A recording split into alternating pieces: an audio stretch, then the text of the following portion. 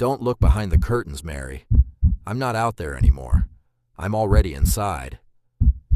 In 1976, an entire town became a hunting ground for a phantom that didn't use a knife or a gun.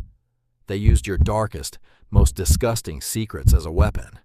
This isn't just a story about a stalker. This is an active psychological trap. By the time this video reaches the 7-minute mark, you will realize that the person who wrote these letters might be the very person whose voice you are listening to right now. Do not pause. Do not look away from the screen, because the moment you look away, you give them permission to move closer. Let's establish the rules of this trap. March 1976, Circleville, Ohio, a town so small that everyone knew your name, your parents' names, and the church pew you sat in every Sunday. It was the perfect place to hide a monster. Mary Gillespie was a regular part of this machinery. She drove the local school bus. Her life was measured in morning routes, afternoon drops, and the quiet routine of a mother, until she pulled a plain white envelope from her mailbox. No return address, postmarked from Columbus, Ohio, exactly 30 miles away. Inside was a single sheet of paper. Written on it were blocky, distorted capital letters, aggressively carved into the page. It looked like the handwriting of someone forcing their left hand to write, desperately trying to mask their identity. The letter read, "Mary Gillespie, I know where you live.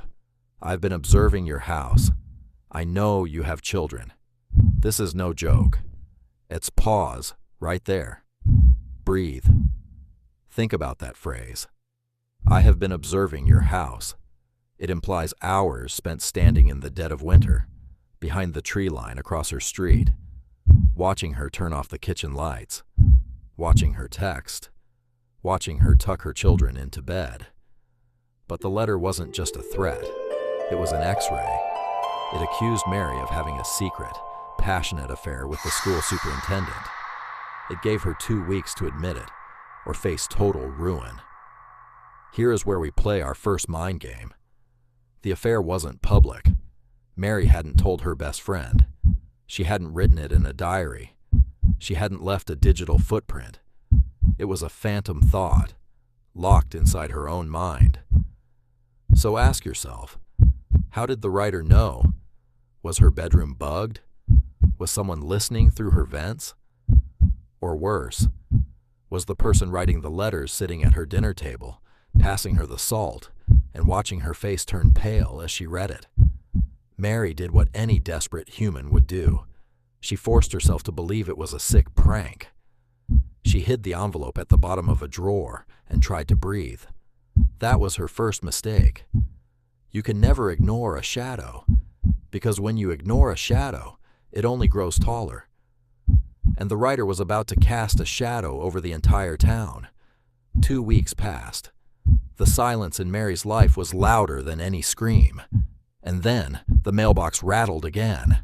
The second letter was furious. "Gillespie, you've had 2 weeks and done nothing. Make your confession, or I will broadcast your filth to every corner of this town." But the writer got bored of just terrorizing Mary. A parasite needs to spread to survive. Within a single month, plain white envelopes began dropping into mailboxes all across Circleville like a targeted viral outbreak. The local butcher, the pastor of the community church, the city council members, the quiet housewife 3 doors down, everyone was getting them. And the terrifying part? The writer didn't just know about Mary's alleged affair. The writer knew everyone's dirtiest secrets. They knew which city official was embezzling funds from the local registry. They knew which pillar of the community was abusive to his wife behind closed doors. They knew who had a secret drinking problem, who was drowning in debt, and who was living a double life. Let's play with your head for a second. Imagine waking up tomorrow morning, walking out to your mailbox, and finding a letter that lists the one thing you are terrified of anyone finding out. The one thing you deleted from your search history. The one thing you think you got away with. Now imagine that every single one of your neighbors received the exact same letter about you. The atmosphere in Circleville shifted from Midwestern charm to absolute psychological warfare. You walk into the local grocery store. You look at the cashier. Is she the one who wrote the letter about your marriage? You look at your brother-in-law. Did he sell your secrets to the phantom? Paranoia is a fascinating drug. It forces you to build walls against the people you love. The town of Circleville was tearing itself apart from the inside out, completely paralyzed, without a single drop of blood being spilled. The police launched a massive, multi-county task force. They intercepted the mail, ran forensic fingerprinting, and tracked the postage. Every single letter was mailed from Columbus, yet the details inside were so raw, so violently local, that the writer had to be standing right next to them in the grocery aisle. The police were chasing a ghost that wore a normal human face during the day, smiled at you on the street, and wrote your execution order under the cover of night. August 1977, 1 year into the psychological siege. The tension in the Gillespie household was no longer manageable. It felt like living inside a bomb that was constantly ticking, waiting for the spark. On a violently stormy Friday night, the phone in the hallway rang.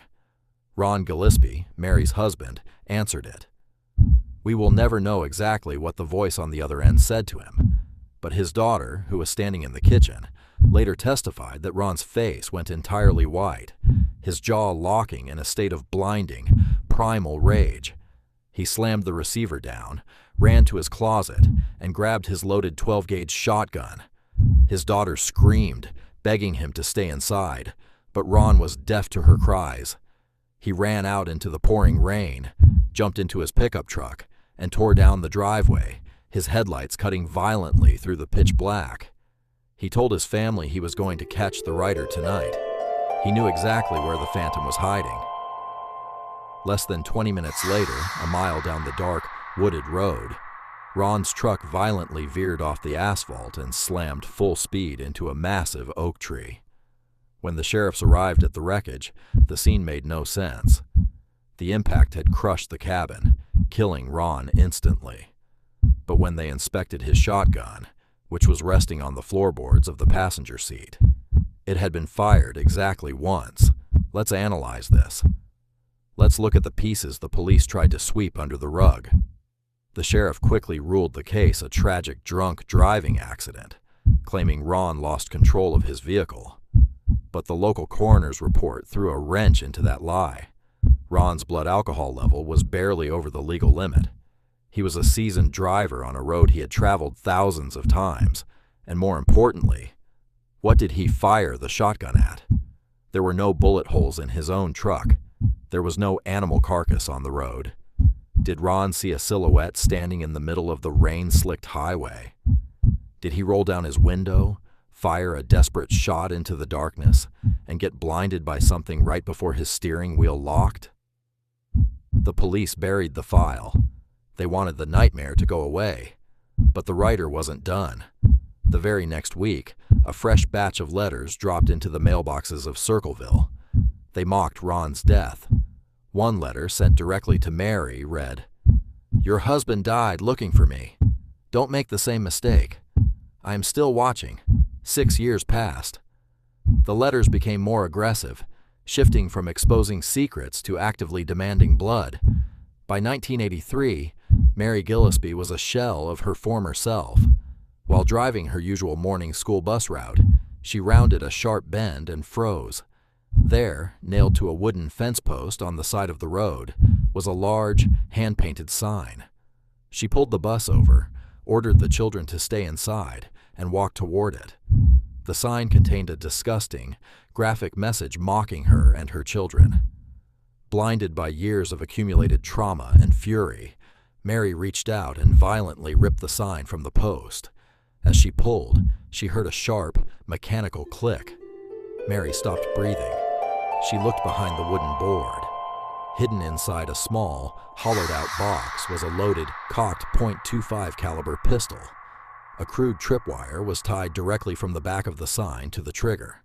If Mary had pulled just half an inch harder, the bullet would have ripped directly through her chest at point-blank range. By sheer grace, the firing mechanism had jammed. The police swarmed the scene. For the first time in 7 years, the Phantom had left physical evidence. They tracked the serial number on the pistol. It belonged to a man named Paul Freshour, the husband of Ron Gillespie's sister. Paul was Mary's former brother-in-law, a man deeply embedded in the family structure. The police raided his home. They found a handwriting sample that had a similar, blocky style to the envelopes. Despite Paul screaming to the cameras that he was being framed, that his gun had been stolen from his garage weeks prior, the jury didn't care. The town was starving for a scapegoat. Paul Freshour was convicted of attempted murder and sentenced to 25 years in a maximum security prison. The town of Circleville finally took a collective breath. The monster was behind bars. The lights could be turned back on. Except they couldn't. Welcome to the final twist, the moment where this story stops being a mystery and becomes an absolute nightmare. Paul Freshour was placed in solitary confinement inside a maximum security facility. He was stripped of all privileges. He had no access to pens, no access to paper, no envelopes, no stamps. His cell was searched daily by armed guards, and his every movement was recorded on camera. It was physically, structurally impossible for Paul Freshour to send a single piece of mail to the outside world. Yet, exactly 3 weeks after his cell doors slammed shut, the mailboxes of Circleville rattled. Hundreds of letters arrived, written in the exact same blocky, aggressive handwriting, all postmarked from Columbus. They contained secrets about events that happened after Paul was already behind bars. Things only someone currently walking the streets of Circleville could possibly know. The letters even mocked Paul's imprisonment. One letter sent directly to the warden of the prison read, "You thought you caught me? Look closer. Paul is innocent. I am still out here, standing right behind you." Paul served 10 agonizing years before being paroled, maintaining his absolute innocence until the day he died in 2012. If Paul didn't do it, who did? Was it a collective group of citizens? Was it the sheriff's department itself, using the letters to control the town? Or was it someone so deeply ordinary, so completely invisible, that they are still sitting in a living room in Ohio right now, watching the rain fall? The letters eventually stopped in the mid-1990s, fading back into the static from which they emerged. No one was ever caught. The Circleville letter writer won. They proved that if you know enough secrets, you don't need a weapon to control an entire society. Before you close this video, I want you to do something. Look around your room. Look at the shadows stretching across your floor. Think about that one secret you swear you will take to your grave. The one thing you have never told a single living soul. Now, check your mailbox tomorrow morning, because someone might have just written it down. Sleep well.